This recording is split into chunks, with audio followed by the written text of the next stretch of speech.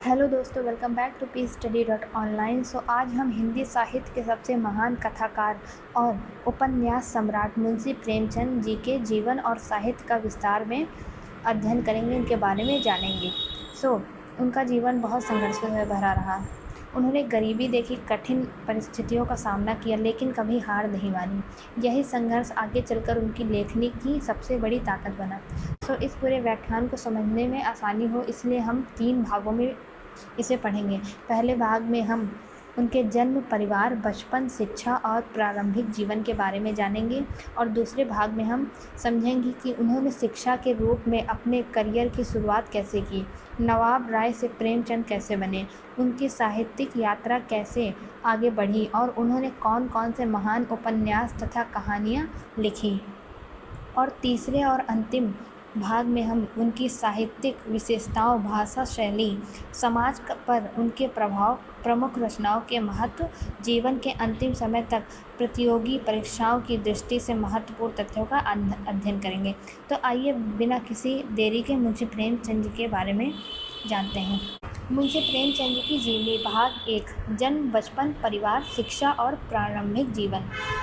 जब भी हिंदी साहित्य के महान लेखकों की बात होती है तो एक नाम सबसे पहले हमारे मन में आता है, मुंशी प्रेमचंद। उन्हें केवल एक लेखक कहना उनके व्यक्तित्व को छोटा कर देना होगा। वे ऐसे साहित्यकार थे जिन्होंने अपनी लेखनी के माध्यम से समाज के उस वर्ग को आवाज़ दी जिसकी पीड़ा को अक्सर कोई नहीं सुनता था। उन्होंने किसानों के दुख, मजदूरों की मेहनत, गरीबों की मजबूरी, महिलाओं की समस्याओं और समाज में फैली ऊंच नीच को अपनी कहानियों और उपन्यासों का विषय बनाया। यही कारण है कि आज भी उन्हें उपन्यास सम्राट के नाम से जाना जाता है। दोस्तों, आज हम मुंशी प्रेमचंद के जीवन को बिल्कुल शुरुआत से समझेंगे।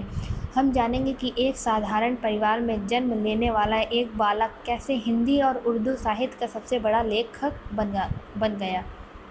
उनके जीवन में कौन कौन सी कठिनाइयाँ आईं, उन्होंने उनसे क्या सीखा और आखिर कैसे उनका हर अनुभव उनकी रचनाओं में दिखाई देने लगा। सबसे पहले हम उनके जीवन, बचपन, परिवार, शिक्षा और प्रारंभिक जीवन को जानेंगे। मुंशी प्रेमचंद का वास्तविक नाम धनपत राय श्रीवास्तव था। उनका जन्म 31 जुलाई 1880 को उत्तर प्रदेश के वाराणसी जिले के लम्ही गांव में हुआ। आज लम्ही गांव केवल एक सामान्य गांव नहीं है, बल्कि हिंदी साहित्य प्रेमियों के लिए एक महत्वपूर्ण स्थान माना जाता है, क्योंकि यहीं से एक ऐसे लेखक की यात्रा शुरू हुई जिसने भारतीय साहित्य को नई दिशा दी। उनके पिता का नाम मुंशी अजयाब लाल था। वे डाक विभाग में एक साधारण क्लर्क के रूप में काम करते थे। उनकी माता का नाम आनंदी देवी था। वे धार्मिक, दयालु और सरल स्वभाव की महिला थीं। परिवार आर्थिक रूप से बहुत संपन्न नहीं था। घर में आय सीमित थी और खर्चे अधिक थे। इसीलिए बचपन से ही प्रेमचंद ने अभाव और संघर्ष का जीवन देखा। कहा जाता है कि किसी भी व्यक्ति का बचपन उसके पूरे जीवन को प्रभावित करता है। मुंशी प्रेमचंद के साथ भी ऐसा ही हुआ। जब वे केवल 8 वर्ष के थे तभी उनकी माता का निधन हो गया। माँ का साया सिर से उठ जाना किसी भी बच्चे के लिए बहुत बड़ा दुख होता है। प्रेमचंद भी इस दुख से गहराई से प्रभावित हुए। कुछ समय बाद उनके पिता ने दूसरा विवाह कर लिया, लेकिन सौतेली माँ से उन्हें वह स्नेह नहीं मिला जिसकी उन्हें आवश्यकता थी।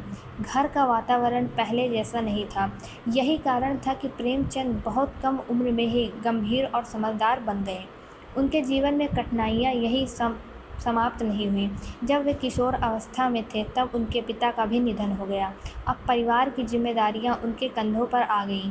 सोचिए, जिस उम्र में बच्चे अपने भविष्य के लिए सपने देखते हैं, उस उम्र में प्रेमचंद को अपने परिवार की चिंता करनी पड़ी। यही संघर्ष आगे चलकर उनके व्यक्तित्व की सबसे बड़ी ताकत बना। बचपन से ही उन्हें पढ़ने का बहुत शौक़ था। घर में पैसे कम थे, इसीलिए किताबें खरीदना आसान नहीं था, लेकिन जहाँ भी उन्हें कोई पुस्तक मिलती वे उसे बड़े ध्यान से पढ़ते। उन्हें विशेष रूप से हिंदी, उर्दू और फारसी भाषा में रुचि थी।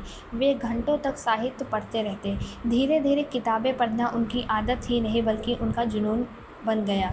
कई लोगों के मन में यह प्रश्न आता है कि प्रेमचंद ने इतनी सरल भाषा में लिखना कैसे सीखा? इसका उत्तर उनके बचपन में ही छिपा है। उन्होंने गांव के लोगों का जीवन बहुत करीब से देखा था। किसानों को खेतों में मेहनत करते देखा, मजदूरों को संघर्ष करते देखा, महिलाओं की कठिनाइयों को समझा और गरीब परिवारों की समस्याओं को महसूस किया। इसीलिए जब उन्होंने लिखना शुरू किया तो उनकी भाषा भी वैसी ही बनी जैसी जैसी आम लोग बोलते थे। उन्होंने कठिन शब्दों के बजाय सरल और सहज भाषा का प्रयोग किया ताकि हर व्यक्ति उनकी बात समझ सके। प्रेमचंद जी की प्रारंभिक शिक्षा उनके गांव में ही हुई। बाद में उन्होंने वाराणसी के विद्यालय में पढ़ाई की। आर्थिक कठिनाइयों के बावजूद उन्होंने अपनी पढ़ाई नहीं छोड़ी। कई बार उन्हें पढ़ाई के साथ साथ छोटे मोटे काम भी करने पड़े ताकि घर का खर्च चल सके, लेकिन उन्होंने कभी यह नहीं सोचा कि गरीबी उनके सपनों के रास्ते की दीवार बन जाएगी। वे हमेशा मानते थे कि शिक्षा ही जीवन को बदलने का सबसे बड़ा साधन है। उनके जीवन का एक और महत्वपूर्ण पहलू था बाल विवाह। उस समय समाज में कम उम्र में विवाह करना सामान्य बात थी। प्रेमचंद का विवाह भी बहुत कम आयु में कर दिया गया, लेकिन यह विवाह सफल नहीं रहा। बाद में उन्होंने सामाजिक रूढ़ियों का विरोध करते हुए एक विधवा महिला शिवरानी देवी से विवाह किया। उस समय विधवा विवाह को समाज अच्छी दृष्टि से नहीं देखता था। फिर भी प्रेमचंद ने समाज की परवाह किए बिना यह निर्णय लिया।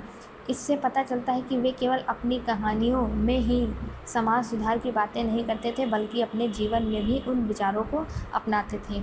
शिवरानी देवी ने उनके जीवन में महत्वपूर्ण भूमिका निभाई। कठिन आर्थिक परिस्थितियों में भी उन्होंने प्रेमचंद का साथ नहीं छोड़ा। बाद में उन्होंने प्रेमचंद घर में नाम पुस्तक लिखी, जिसमें प्रेमचंद के निजी जीवन के कई रोचक प्रसंग मिलते हैं। इस पुस्तक के कारण हमें प्रेमचंद जी के व्यक्तित्व को और करीब से जानने का अवसर मिलता है। बचपन के संघर्षों ने प्रेमचंद को यह सिखा दिया था कि जीवन केवल अपने लिए नहीं, बल्कि दूसरों के लिए भी जीना चाहिए। उन्होंने गरीबी को देखा था, इसलिए गरीबों के दर्द को समझते थे। उन्होंने अन्याय देखा, इसीलिए अन्याय के विरुद्ध लिखा। उन्होंने भेदभाव देखा, इसीलिए समानता का संदेश दिया। यही कारण है कि उनकी कहानियाँ केवल मनोरंजन नहीं करती, बल्कि हमें सोचने पर मजबूर करती हैं। अगर हम प्रेमचंद के बचपन को एक वाक्य में समझें तो कह सकते हैं कि उनका बचपन संघर्षों से भरा था, लेकिन उनके संघर्षों ने उन्हें भारत का सबसे महान कहानीकारक बना दिया। उन्होंने कभी परिस्थितियों को अपनी कमजोरी नहीं बनने दिया, बल्कि हर कठिनाई को अपनी ताकत बना लिया। यही संघर्ष, यही अनुभव और यही संवेदनाएं आगे चलकर उनकी रचनाओं की सबसे बड़ी पूंजी बनी। उनकी हर कहानी में कहीं न कहीं उनके अपने जीवन की झलक दिखाई देती है। शायद यही कारण है कि आज भी जब हम प्रेमचंद को पढ़ते हैं तो उनके पात्र हमें बिल्कुल अपने आसपास के लोग लगते हैं। सो यह हमारा भाग 1 था जिसमें हमने मुंशी प्रेमचंद के जन्म, परिवार, बचपन और शिक्षा की कहानी। अगले भाग में हम जानेंगे कि उन्होंने शिक्षा के रूप में अपना जीवन कैसे शुरू किया, नवाब राय से प्रेमचंद कैसे बने, अंग्रेज़ सरकार ने उनकी एक पुस्तक पर प्रतिबंध क्यों लगाया और आखिर कैसे उन्होंने सरकारी नौकरी छोड़कर पूरी तरह साहित्य को अपना जीवन बना लिया। अब हम पढ़ेंगे भाग 2, शिक्षक से महान साहित्यकार बनने तक की यात्रा। हमने पहले भाग में जाना कि मुंशी प्रेम का बचपन संघर्षों से भरा था। आर्थिक कठिनाइयाँ, माता पिता का असामान्य निधन और कम उम्र में परिवार की जिम्मेदारियाँ, इन सब ने उनके व्यक्तित्व को मजबूत बनाया। अब जानते हैं कि आगे उनके जीवन में क्या हुआ और उन्होंने साहित्य की दुनिया में अपनी पहचान कैसे बनाई। पढ़ाई पूरी करने के बाद प्रेमचंद ने अपने जीवन की शुरुआत एक शिक्षक के रूप में की। उस समय उनके परिवार की आर्थिक स्थिति अच्छी नहीं थी, इसलिए नौकरी करना उनकी मजबूरी भी थी और जिम्मेदारी भी। उन्होंने एक विद्यालय में अध्यापक के रूप में कार्य शुरू किया। वे पढ़ाने में बहुत ईमानदार थे। छात्रों को केवल किताबों का ज्ञान ही नहीं देते थे, बल्कि उन्हें अच्छे संस्कार और नैतिक शिक्षा भी देते थे। उनका मानना था कि शिक्षा का उद्देश्य केवल नौकरी पाना नहीं, बल्कि एक अच्छा इंसान बनना भी है। धीरे धीरे उनकी मेहनत और ईमानदारी के कारण उन्हें पदोन्नति मिली और वे स्कूल इंस्पेक्टर बने। इस पद पर रहते हुए उन्हें अलग अलग गांवों और कस्बों के स्कूलों में जाने का अवसर मिला। उन्होंने बहुत करीब से देखा कि गांवों में शिक्षा की क्या स्थिति है। गरीब बच्चे किताबों और सुविधाओं के अभाव में पढ़ नहीं पा रहे हैं। कई परिवारों में बच्चों को स्कूल भेजने के बजाय काम पर भेजा जाता था। इन अनुभवों ने उनके मन का गहरा प्रभाव डाला। नौकरी के साथ साथ उनका लेखन भी लगातार चलता रहा। बचपन से ही उन्हें पढ़ने का शौक था और अब उन्होंने लिखना भी शुरू कर दिया। शुरुआत में उन्होंने उर्दू भाषा में लेखन किया। उस समय वे नवाब राय नाम से अपनी रचनाएं प्रकाशित करते थे। उनकी शुरुआती कहानियों में देशभक्ति और समाज सुधार की भावना साफ दिखाई देती थी। उन दिनों भारत पर अंग्रेज़ों का शासन था। अंग्रेज़ सरकार किसी भी ऐसी रचना को पसंद नहीं करती थी जो लोगों में देशभक्ति की भावना जगाए। प्रेमचंद की एक पुस्तक सोजा-ए-वतन प्रकाशित हुई। इस पुस्तक में ऐसी कहानियाँ थीं जो लोगों को अपने देश से प्रेम करना और अन्याय का विरोध करना सिखाती थी। अंग्रेज़ सरकार को यह पुस्तक पसंद नहीं आई। उन्होंने इस पर प्रतिबंध लगा दिया और इसकी कई प्रतियां जब्त कर ली। यह घटना प्रेमचंद के जीवन का एक महत्वपूर्ण मोड़ थी। अंग्रेज अधिकारियों ने उन्हें चेतावनी दी कि वे इस प्रकार का लेखन बंद कर दें। इसके बाद उन्होंने अपना नया साहित्यिक नाम प्रेमचंद अपनाया। यही नाम आगे चलकर अमर हो गया। आज दुनिया उन्हें धनपत राय से अधिक मुंशी प्रेमचंद के नाम से जानती है। अब उनके लेखन का दायरा और भी बड़ा हो गया। उन्होंने केवल देशभक्ति ही नहीं बल्कि समाज की हर उस समस्या पर लिखा जो आम लोगों के जीवन को प्रभावित करती थी। उन्होंने किसानों की गरीबी, मजदूरों के संघर्ष, महिलाओं की स्थिति, दहेज प्रथा, जाति व्यवस्था, भ्रष्टाचार, शोषण और सामाजिक समानता जैसे विषयों पर अपनी कहानी और उपन्यासों का आधार बनाया। प्रेमचंद जी की सबसे बड़ी विशेषता यह थी कि वे जिस विषय पर लिखते थे उसे पहले स्वयं समझते थे। वे गांवों में जाते, लोगों से बातें करते और उनके जीवन को करीब से देखते थे। इसीलिए उनके पात्र काल्पनिक नहीं लगते बल्कि बिल्कुल वास्तविक दिखाई देते हैं। ऐसे लगता है जैसे हम अपने आसपास के लोगों की कहानी पढ़ रहे हों। सन 1921 में भारत का स्वतंत्रता आंदोलन तेजी से आगे बढ़ रहा था। महात्मा गांधी ने असहयोग आंदोलन शुरू किया। उन्होंने देशवासियों से अपील की कि वे अंग्रेज सरकार की नौकरियां छोड़कर स्वतंत्रता आंदोलन का समर्थन करें। प्रेमचंद गांधी जी के विचारों से बहुत प्रभावित थे। उन्होंने भी एक बड़ा और साहसी निर्णय लिया। उन्होंने अपनी सरकारी नौकरी से इस्तीफा दे दिया। यह निर्णय आसान नहीं था। उनके परिवार की आर्थिक स्थिति पहले से ही कमज़ोर थी। नौकरी छोड़ने का मतलब था नियमित आय का समाप्त हो जाना। लेकिन प्रेमचंद का विश्वास था कि यदि देश स्वतंत्र नहीं होगा तो समाज का वास्तविक विकास भी संभव नहीं होगा। इसीलिए उन्होंने अपने सिद्धांतों को धन से अधिक महत्व दिया। नौकरी छोड़ने के बाद उन्होंने पूरी तरह लेखन और प्रकाशन का कार्य शुरू किया। उन्होंने विभिन्न पत्रिकाओं में लेख लिखे और बाद में कई साहित्यिक पत्रिकाओं का संपादन भी किया। वे मानते थे कि एक लेखक केवल कहानियाँ लिखने वाला व्यक्ति नहीं होता बल्कि समाज को सही दिशा दिखाने वाला मार्गदर्शक भी होता है। अब प्रेमचंद के लेखन का स्वर्णकाल शुरू हुआ। उन्होंने एक के बाद एक ऐसे उपन्यास लिखे जिन्होंने हिंदी साहित्य को नई ऊंचाइयों तक पहुंचा दिया। उनका पहला प्रमुख उपन्यास सेवा सदन था। इस उपन्यास में महिलाओं की स्थिति और समाज की कुरीतियों का मार्मिक चित्रण किया गया। उस समय महिलाओं के अधिकारों पर बहुत कम लिखा जाता था, लेकिन प्रेमचंद ने इस विषय को साहस के साथ उठाया। इसके बाद उन्होंने प्रेमाश्रम लिखा जिसमें किसानों के जीवन और जमींदारी व्यवस्थाओं की समस्याओं को दिखाया गया। फिर आया रंगभूमि, जिसमें एक अंधे व्यक्ति सूरदास के माध्यम से अन्याय और शोषण के विरुद्ध संघर्ष को प्रस्तुत किया गया। उनका प्रसिद्ध उपन्यास निर्मला दहेज प्रथा और बाल विवाह जैसी सामाजिक बुराइयों पर आधारित है। इस उपन्यास को पढ़कर आज भी लोगों की आंखें नम हो जाती हैं। प्रेमचंद ने इसमें दिखाया कि समाज की गलत परंपराएं किस प्रकार एक परिवार का जीवन बदल देती हैं। इसके बाद उन्होंने गबन लिखा। यह उपन्यास केवल चोरी या धन के बारे में नहीं था, बल्कि मानव की इच्छाओं, सामाजिक प्रतिष्ठा और नैतिक मूल्यों के संघर्ष की कहानी है। आज भी विश्वविद्यालयों में इस उपन्यास का विस्तार से अध्ययन कराया जाता है। फिर उन्होंने कर्मभूमि की रचना की। इस उपन्यास में राष्ट्रीय चेतना, सामाजिक न्याय और गांधीवादी विचारों का प्रभाव स्पष्ट दिखाई देता है।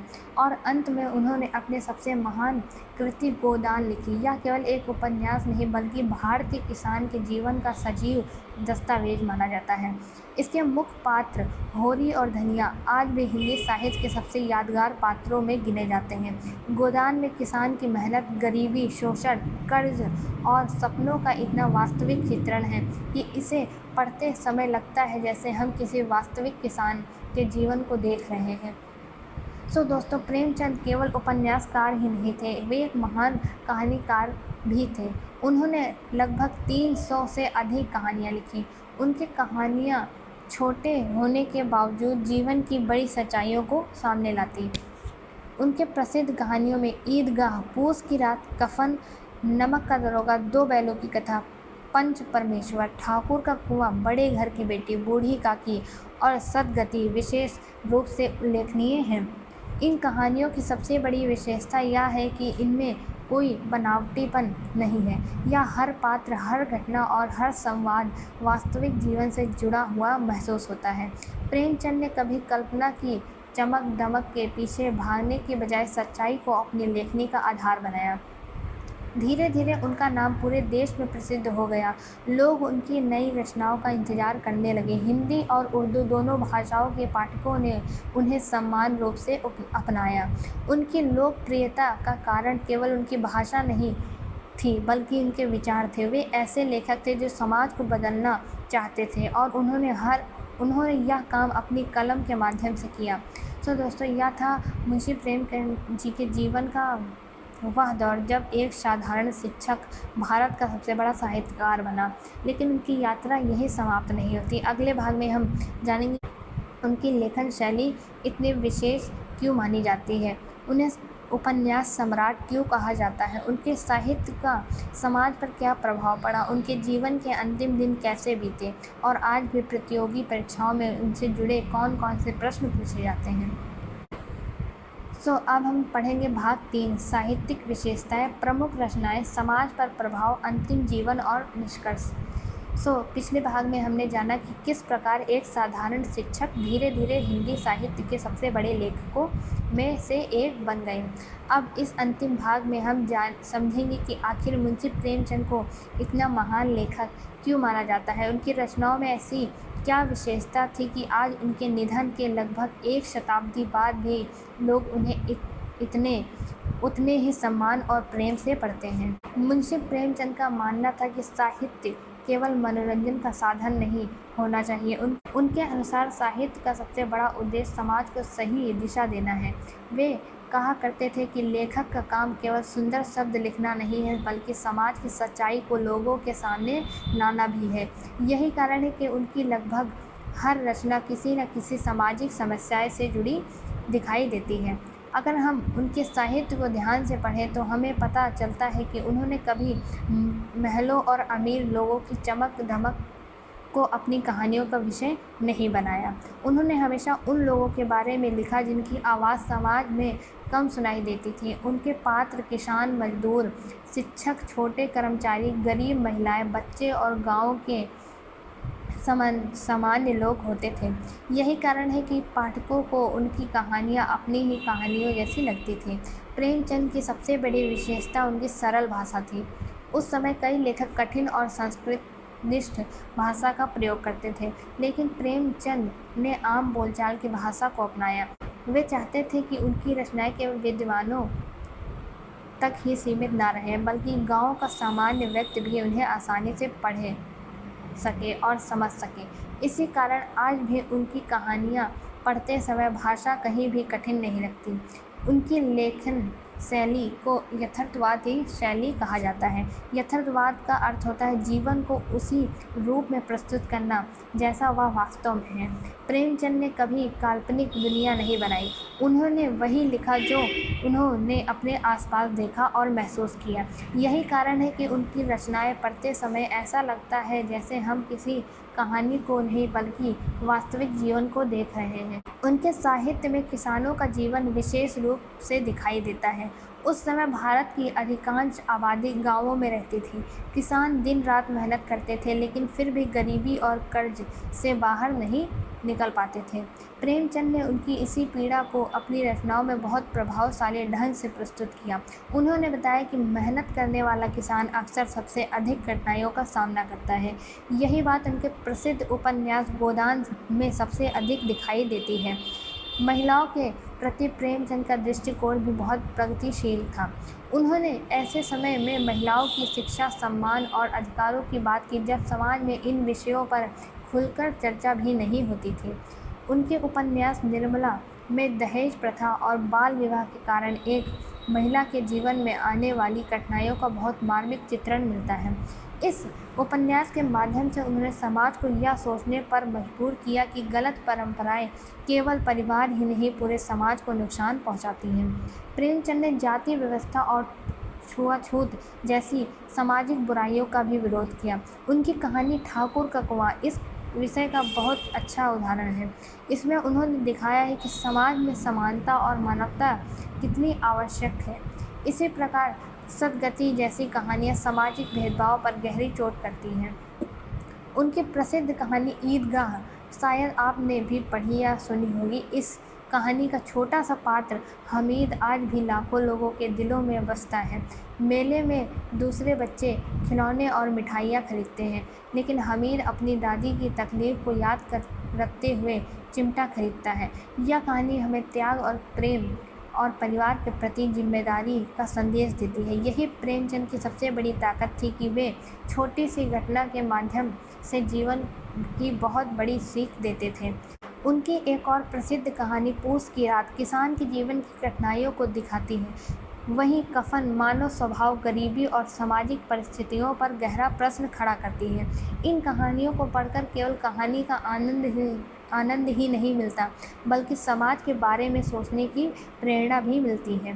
प्रेमचंद ने अपने जीवन में केवल कहानियों और उपन्यास ही नहीं लिखे, उन्होंने नाटक, निबंध, लेख और बच्चों के लिए भी साहित्य लिखा। इसके साथ साथ उन्होंने कई साहित्यिक पत्रिकाओं का संपादन किया और नए लेखकों को आगे बढ़ाने के लिए प्रेरित किया। वे मानते थे कि साहित्य का विकास तभी संभव है जब नए विचारों और नई प्रतिभाओं को अवसर मिले। उनका जीवन आर्थिक दृष्टि से कभी बहुत आसान नहीं रहा। प्रसिद्ध लेखक बनने के बाद भी उन्हें आर्थिक कठिनाइयों का सामना करना पड़ा। कई बार पुस्तकें प्रकाशित होने के बाद भी उन्हें उचित पारिश्रमिक नहीं मिलता था।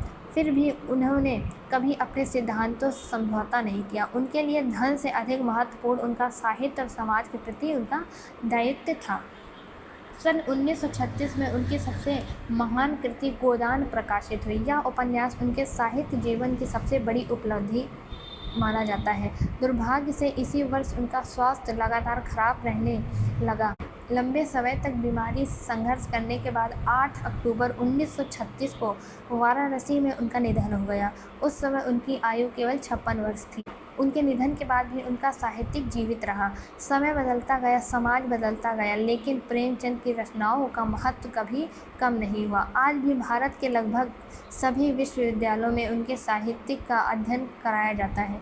हिंदी ही नहीं बल्कि उनके अनेक भारतीय विदेशी भाषाओं में उनकी रचनाओं का अनुवाद हो चुका है। उनकी कहानियों पर फिल्में, टीवी धारावाहिक, नाटक और रेडियो कार्यक्रम भी बन गए हैं।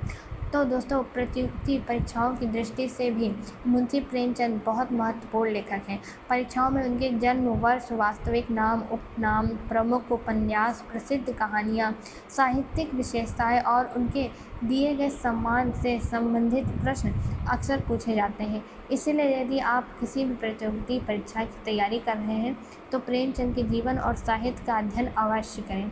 अब आइए उनके जीवन से मिलने वाली कुछ महत्वपूर्ण सीखों को समझते हैं। इनकी पहली सीख यह है कि कठिन परिस्थितियाँ किसी व्यक्ति की सफलता को नहीं रोक सकती। प्रेमचंद जी ने गरीबी, पारिवारिक समस्याएं और आर्थिक संघर्षों के बावजूद अपने लक्ष्य को नहीं छोड़ा।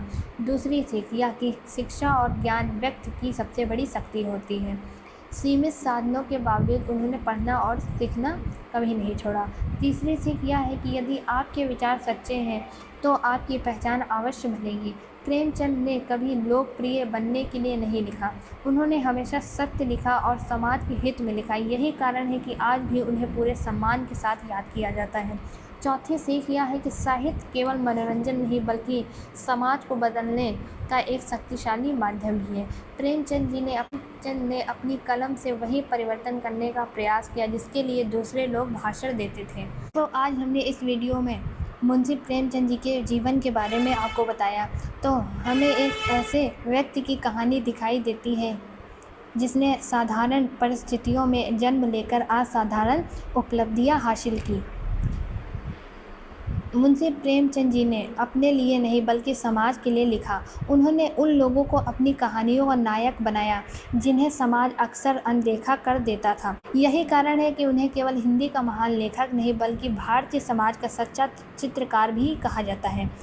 आज भी यदि कोई व्यक्ति भारतीय गांवों के जीवन, किसानों की समस्याएं, सामाजिक कुरीतियों, मानवीय संवेदनाओं और वास्तविक जीवन को समझना चाहता है तो उसे मुंशी प्रेमचंद जी का साहित्य अवश्य पढ़ना चाहिए। उनकी रचनाएं हमें केवल ज्ञान ही नहीं देती बल्कि एक बेहतरीन इंसान बनाने की प्रेरणा भी देती हैं। तो इस वीडियो के माध्यम से हमने उनके जीवन, संघर्ष, साहित्य और व्यक्तित्व को सरल भाषा में अच्छी तरह समझा। यदि आपको यह वीडियो अच्छी लगी हो तो इसे लाइक ज़रूर करें और शेयर करें, और अगर हमारे चैनल पर पहली बार आए हैं तो चैनल को सब्सक्राइब कर लें। ऐसे ही हिंदी साहित्य एवं प्रतियोगी परीक्षाओं से जुड़े महत्वपूर्ण विषयों के लिए हमारे चैनल को सब्सक्राइब करना ना भूलें। तो मिलते हैं अगली वीडियो में। यह वीडियो देखने के लिए धन्यवाद। Thank you for watching.